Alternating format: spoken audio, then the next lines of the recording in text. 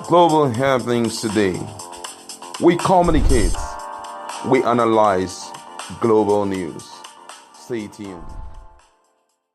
Hello, great people. Welcome back to Global Happenings. Today, we are so excited to have you again. Still updating you on what is happening, being that today is gubernatorial election throughout Nigeria. But then, we can still look back at what happened in the presidential election, giving you full update of the level of preparation that Labour Party is carrying out to ensure that they get back their stolen mandate. Right now, a particular committed Labour Party personnel, or let me call him an obedient, has decided to make some very drastic move, and let me call it carry out personal interrogation and also audit of what happened at least in two states in Nigeria, talking about Adamawa State and Kaduna State. And he has given full detail of what he has done and the place he has submitted it to. And according to him, his name is Small Alhaji. And he says that in the last 10 days, I and some obedience have collated results from Adamawa and Kaduna. And I can tell you for a fact that what INEC declared for LP in these two states is short of over 300,000 votes. He went further to say, though we could not read more than 400 blur result sheets and about 92 results yet not uploaded, in Adamawa, for instance, Obi actually won Mobi and Numan local government area and head went head to head with Atiku in Yola. I am currently in Abuja to submit these results or report to LP office in Utako. He went further to say that the thing about this senseless collision and rigging by APC and INEC is that they traded accurate for hasty declaration. That's how simple it is to expose their fraud.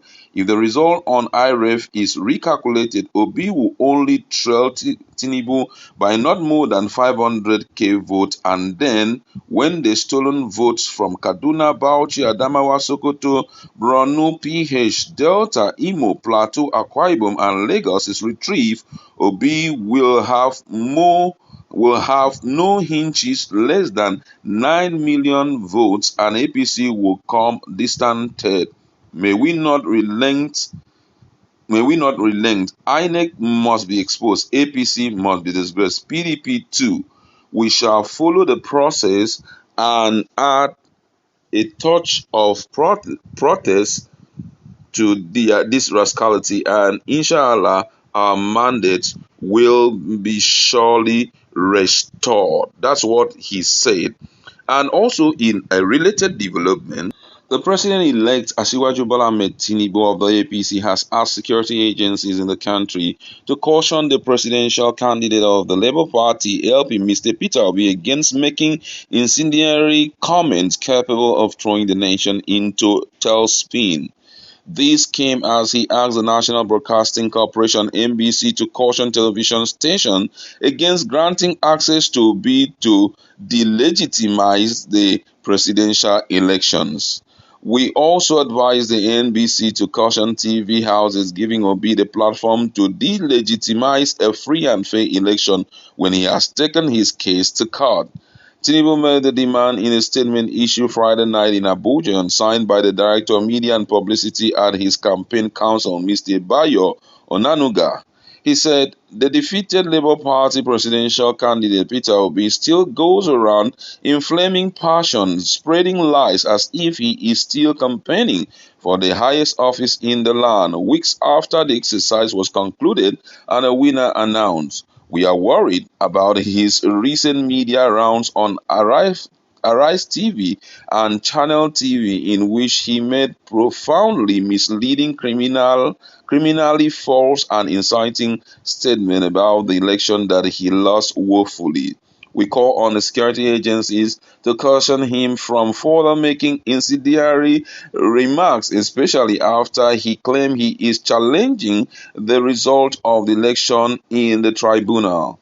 Asked on Arise TV about his loss, he derided the election, considered by many to be the best in our recent history. This is quite laughable. I'll read that again. He said, asked on Arise TV about his loss, he derided the elections considered by many to be the best in our recent history.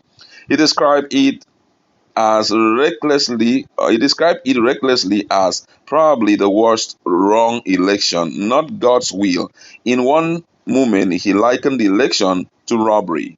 He also fleetingly wore the toga of a political scientist redefining democracy, which the world knows as government of the people, by the people, and for the people. According to B, to win in democracy is to win the people. The declared winner, Bola Ahmed Tinubu, did not win. That is what we are challenging. Later, he clarified in his moment of sobriety after leaving the studio that what he wanted to challenge was the process of declaring the winner. On Channel TV a few days later, Obi made the ridiculous claim about his stolen mandate, echoing the position of his unthinking mob of supporters who believe that he won the election is because some sponsored polls made the claim before the election. We consider the claim by the former governor of Anambra State as very fraudulent as he fell short of winning any mandate. He came third, not even second, losing by 2.6 million votes to President-elect Bola Ahmed Tinubu, despite getting outrageously paid votes from his ethnic southeast states. From the false narrative he has been pushing, he is the one trying to steal Bola Ahmed Tinubu mandate by appealing unashamedly to tribal and religious sentiment, and by resorting to his sickening penchant for lying boldfacedly to snatch what does not belong to him. We cannot we consider Obi's TV statement as prejudicial to the case he had filed and contemptuous of the court. Only a desperate politician like Obi will embark on his course of action, seeking justice in court and simultaneously embarking on a mission of blackmailing and intimidating the judiciary.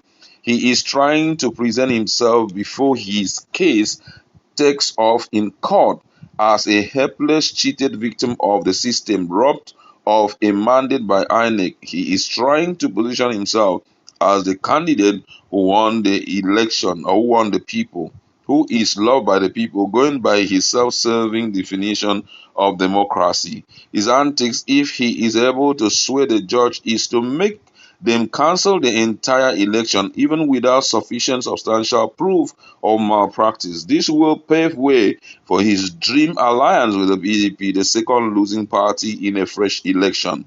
The PDP presidential candidate Atiku Abubakar spoke about his readiness to enter into such alliance in his post-poll press conference as he accused Obi of taking his votes in the South and Southeast. We hope the men and women of the judiciary will not fail for Obi's cheap tactics and really examine the case before them on merit and on the basis of substantial evidence presented. Let us remind Obi once again he is welcome in the court where he is bound to lose woefully. Finally, we advise Mr. Obi to stop attacking the integrity of the election just because he did not win the majority vote and the constitutional spread in 24 states. He should stop deceiving his gullible followers and raising unrealistic hopes about reclaiming the presidency from Asiwaju Bola Ahmed Tinubu.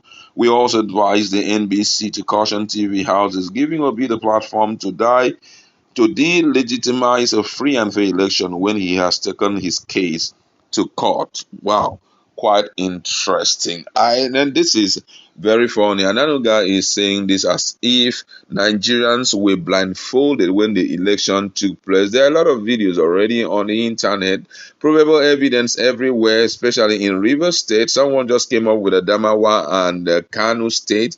We know that Obi won very well, and that's why you see one of the things that they are so scared of right now is a replay of the presidential election, because they know that this time around, Obedient will be more strategic, positioning themselves everywhere to ensure that not even one vote will be stolen.